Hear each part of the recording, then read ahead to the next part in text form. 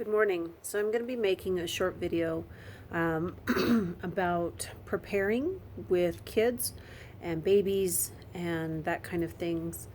I had thought about submitting this information, but I just don't have time to type it out. So I'm going to do perhaps a series of small videos that in sections so you can think about preparing for having a baby, in an SHTF situation.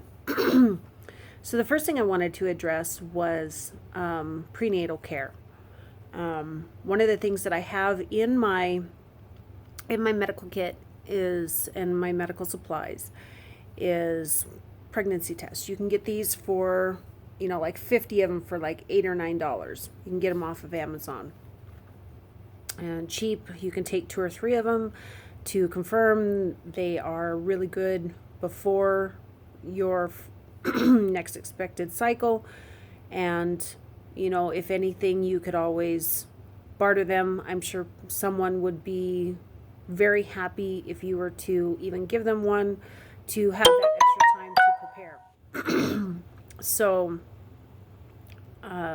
recently I found out that I was pregnant. I was expecting in February, and so I might just go through and show you some of the things that I've done, that I'm doing, that I have done before. This will be number 7 for me, and I've been a prepper almost through every single one of them, and I want to share with you how it has paid off for me, what I've learned, what I've found, the things that benefit me, the things that don't.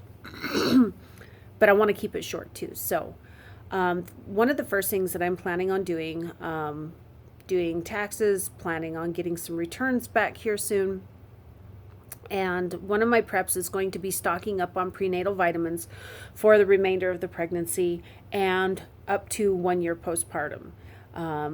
You want to make sure you have your folate. You want to make sure you have your micronutrients, the metals, the magnesium, the manganese, all of this stuff. Also, I'm taking one right now. It's called Smartypants. It also includes omega-3s, which is important for brain development. And I'm going to use them up to a year after I have my baby, just because keeping up with children and caring for children can take quite the toll on you. So it's not something that's like, oh, I'm done, I've had my baby, I don't need this anymore. So that's one of the things that I'm going to be stocking up, and I recommend that if you're planning or if you're expecting a baby, that you do as well. I mean, it would be a good use. I think that bottle of vitamins costs $20. With the extra money that I should be getting in, I will be able to do this. If not, plan for as far out as you can.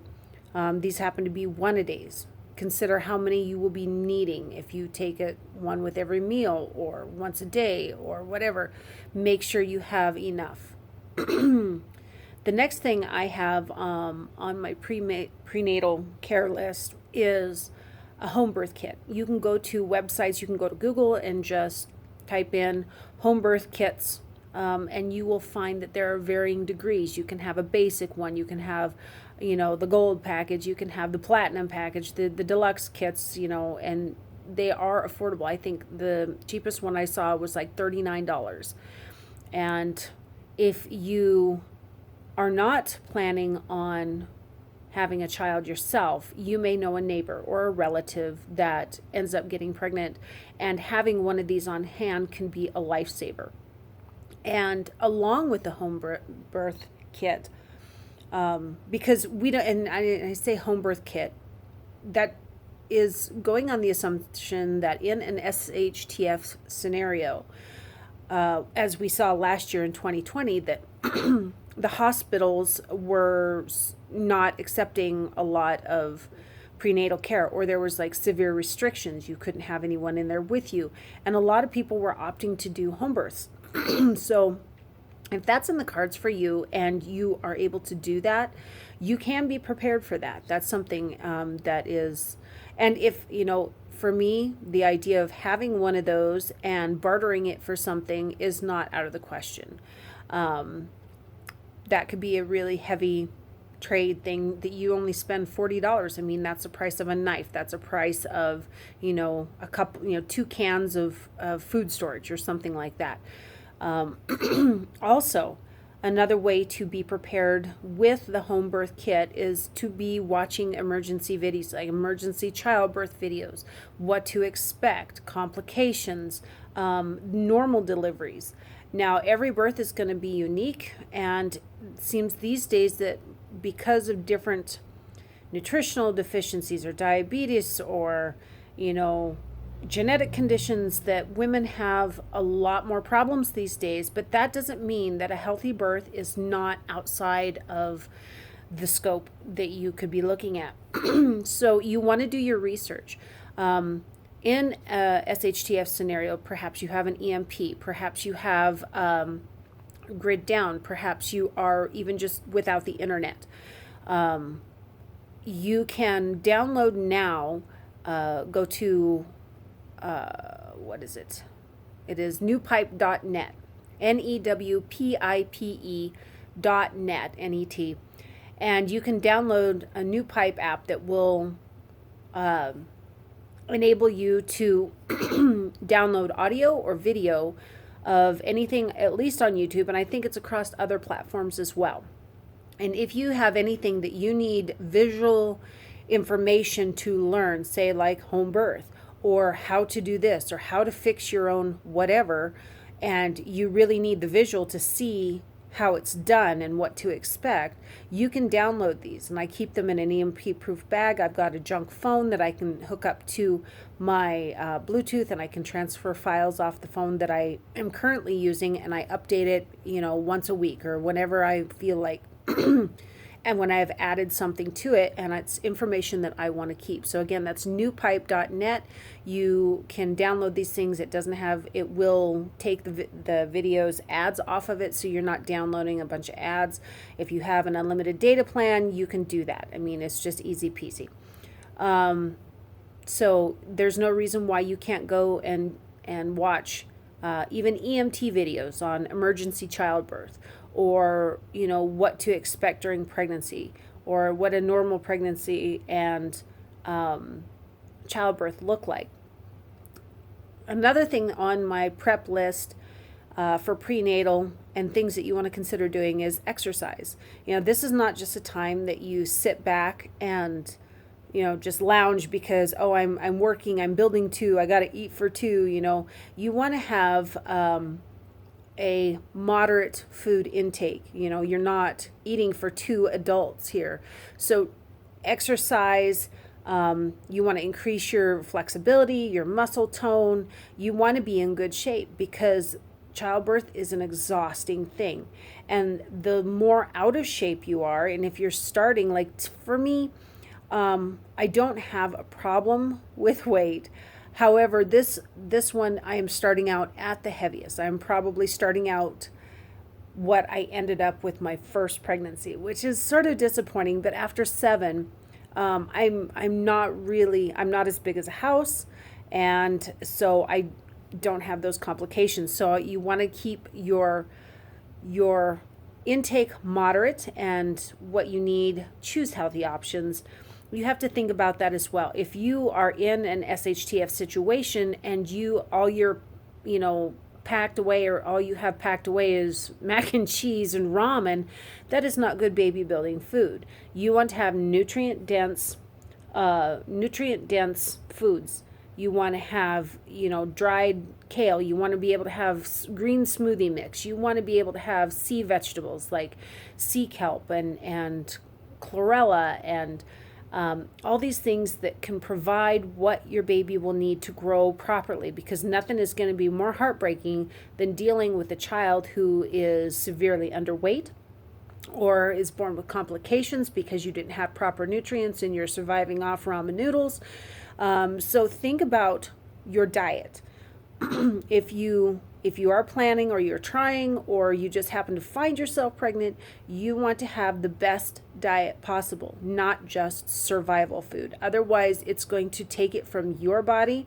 And as a person who has had 6 children, I've had 6 live births, and I had a miscarriage as well. So 7 pregnancies, and now I am currently pregnant, so that would make 8. A baby will take so much out of you. Calcium, magnesium. Make sure you have these kind of supplements stocked up. Magnesium, potassium, calcium are big things. Also make sure you have folate, especially in the beginning of your pregnancy. Not folic acid, folate. And please check, because labels on prenatals, they are allowed to say folate, but they can actually be folic acid, which does not do any good for you. Please do your research on that. Okay, so I'm also wanting to have you consider having, or at least finding, a midwife in your area. Now, there are a lot of laws, state to state, area to area, that your midwife has to have certain certifications, certain anything. You know what? When it comes to childbirth, you have to have someone that at least knows what they're doing. But a lot of these certifications are to meet state requirements, because when you have a midwife, that takes money out of a doctor's and MD's pocket.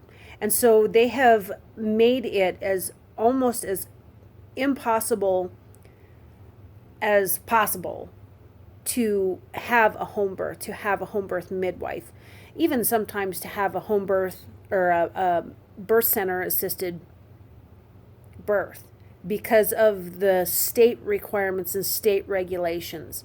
There are a lot of underground midwives that will be acting. You find Amish and Mennonite communities, and they will have someone that will be delivering babies for them. There is almost without fail, because they have a lot of children.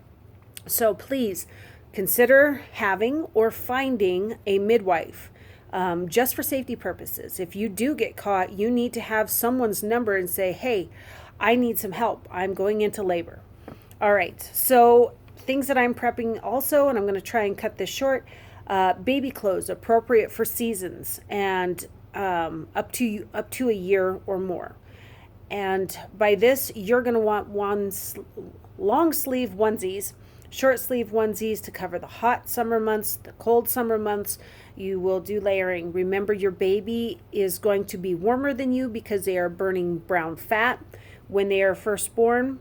Remember also that if you are warm, your baby is going to be a little bit warmer because of that brown fat that they burn for energy. Don't forget about the diapering. We'll talk about that in a later video. If you are planning on doing disposable diapers, stock up. Stock up on your wipes. Make sure you have your creams and your ointments if that's what you do. If you have cloth diapers, make sure you have all the things that you need. Because you're going to be diapering this kid for up to 3 years. Unless you really, even one of my boys potty trained late. He was about 3 years old. It was a pain in the butt, but it was something that had to be done. All right, and then any herbal remedies or medicinal remedies for babies. And this would be anything including Ipecac, which you can still buy at the store. If you have any croup medicines, if you have any of this, you need to be aware of what sicknesses children can get. You also need to be aware of how to prevent those. Don't go passing your baby around, the first day they're born to, every Joe Schmo in the hospital room or, on the block. So have your herbal remedies ready, anything that you might need for labor. And that should be not only in your home birth kit, but things like teas and blankets, anything that a baby typically would need, you need to have on hand.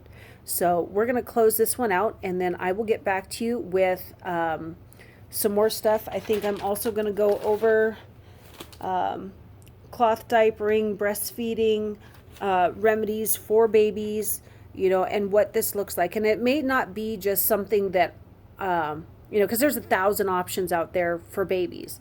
But what would be most practical, and some scenarios that you would actually use these in an SHTF situation. So we'll talk to you later about those things, and get busy prepping for your baby. Thanks.